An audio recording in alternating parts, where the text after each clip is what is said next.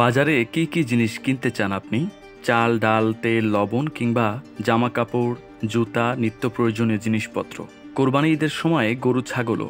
তবে কখনো কি শুনেছেন বাজারে বউ কিনতে পাওয়া যায়? দেখে শুনে দরদাম করে নিতে পারবেন জীবন সঙ্গিনীকে।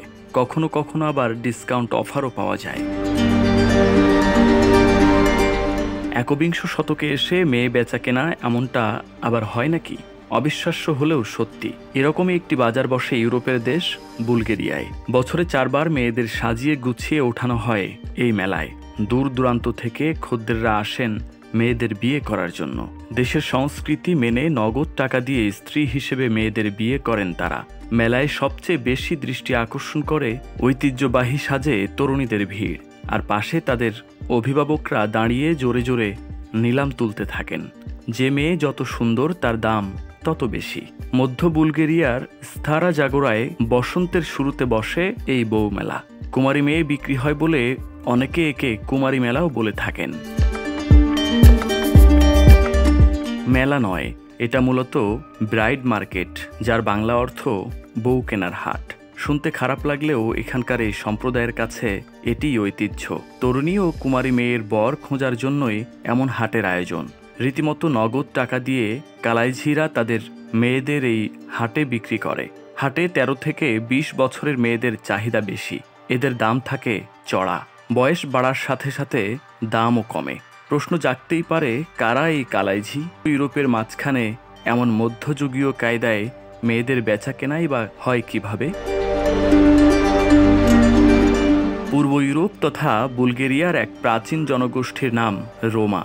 তারা রক্ষণশীল খ্রিস্টান সম্প্রদায়ের মানুষ, মূলত যাযাবর জাতি। এক জায়গায় থাকা তাদের অভ্যাস নেই। এই সম্প্রদায়কে স্থানীয়রা কালাইঝি বলে। পূর্ব ইউরোপে এই সম্প্রদায়ের প্রায় 18,000 মানুষ বাস করে। তামার জিনিসপত্র তৈরি করা তাদের পেশা। এটা দিয়েই তাদের পেট চলে। তবে এখন কালাইঝিরা নানা পেশার সঙ্গে যুক্ত হয়েছেন। খুবই দরিদ্র এই লোকগুলোর অভাব যেন নিত্যসঙ্গী।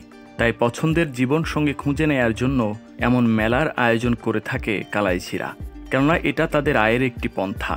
অনেকেই রোমা সম্প্রদায়ের এই রেওয়াজকে মধ্যযুগীয় বর্বরতা আখ্যা দিলেও তাদের কাছে এটা ঐতিহ্য এবং তারা এটিকে টাকা রোজগারের একটি উপায় হিসেবে দেখে থাকে। কেমন হয় এই ব্রাইড মার্কেট? বছরে 4 বার এমন হাটের আয়োজন হয়। তবে বসন্তকালের হাট কিছুটা আলাদা। আয়োজনটা হয় বড় করে। মূলত ফাঁকা মাঠেই হয় এলাহি আয়োজন। নির্ধারিত দিনে সকাল হতেই মেয়েদের সাজিয়ে গুছিয়ে বাবা মায়েরা হাজির হয়ে যান হাটের মাঠে। মঞ্চ তৈরি থাকে।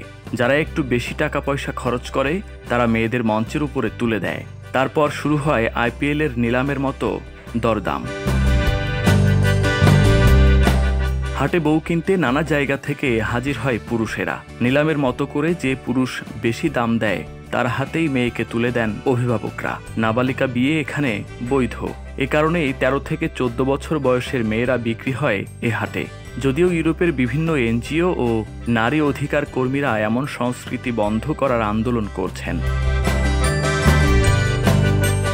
মেয়েরা এই বিয়েতে কতটা খুশি হয় বা আদৌ খুশি হয় কিনা সেই প্রশ্ন তাদের পরিবারের কাছে গুরুত্বপূর্ণ নয়। এই বিয়ের মূল শর্ত হলো মেয়েদের সতীত্ব। কুমারিত্ব হারিয়ে ফেললে তাকে দাম দিয়ে কেউ কিনবে না। তাই এই সম্প্রদায়ের মেয়েদের প্রথম পিরিয়ড হওয়ার পর থেকে তাকে বাড়িতে বন্দী করে রাখা হয়। স্কুলে যাওয়াও তাদের বন্ধ হয়ে যায়। এ সময় তাকে বাড়িতে ধীরে ধীরে বিয়ের জন্য প্রস্তুত করা হয়। এখানকার মেয়েদের অভিজ্ঞতা ভয়াবহ। বাইরে থেকে যতটা চাকচিক্য, ভেতরে ততটা খুশি নন তারা।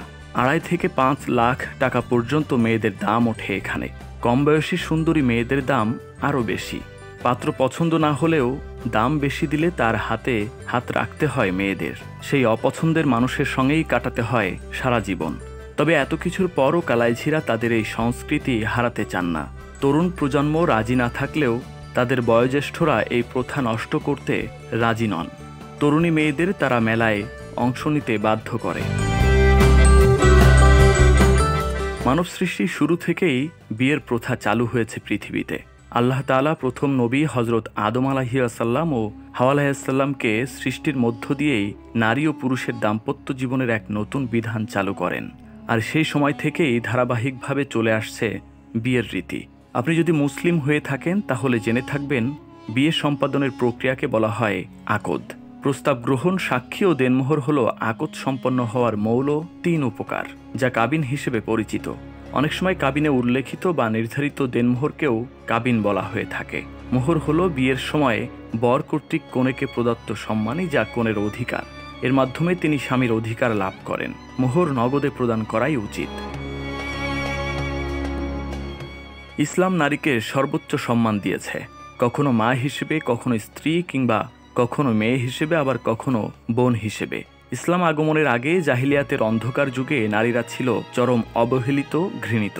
তখন নারীদের উত্তরাধিকার সম্পদ থেকে বঞ্চিত করা সহ বেঁচে থাকার অধিকারটুকু পর্যন্ত হরণ করা হতো। কন্যা সন্তানকে জীবিত মাটিতে পুঁতে ফেলার মতো নির্মম ঘটনাও ঘটেছিল সে সময়। ইসলাম এসে এই বর্বরতা রুখে দিয়েছে। ইসলাম নারীকে সম্মান নিয়ে বেঁচে থাকার অধিকার নিশ্চিত করেছে। পবিত্র কুরআনে সূরা নিসা, যার অর্থ নারী, অর্থাৎ নারীদের নামে একটি সূরাও নাজিল হয়েছে। ইসলাম নারীর ন্যায্য অধিকার নিশ্চিত করেছে, দিয়েছে নারীর জান মালের নিরাপত্তা ও সর্বোচ্চ সম্মান। নারীদের তালিম তালবিয়ার ব্যাপারে পবিত্র কোরআনে আছে, তোমরা নারীদের সঙ্গে উত্তম আচরণ করো ও উত্তম আচরণ করার শিক্ষা দাও। ইসলাম হলো মানব কল্যাণের ধর্ম। মানবের জাগতিক ও পরলৌকিক কল্যাণই ইসলামের উদ্দেশ্য। মানুষের সব প্রাকৃতিক ও সামাজিক চাহিদা সহজ, সুন্দর, মার্জিত ও পরিশীলিত উপায়ে পূরণ করাই ইসলামী শরীয়তের বিধান। এজন্য সৃষ্টি হয়েছে বিয়ে নামক বিধানের। আসুন আমরা ইসলামের সুশীতল ছায়াতলে নিজেকে গড়ি।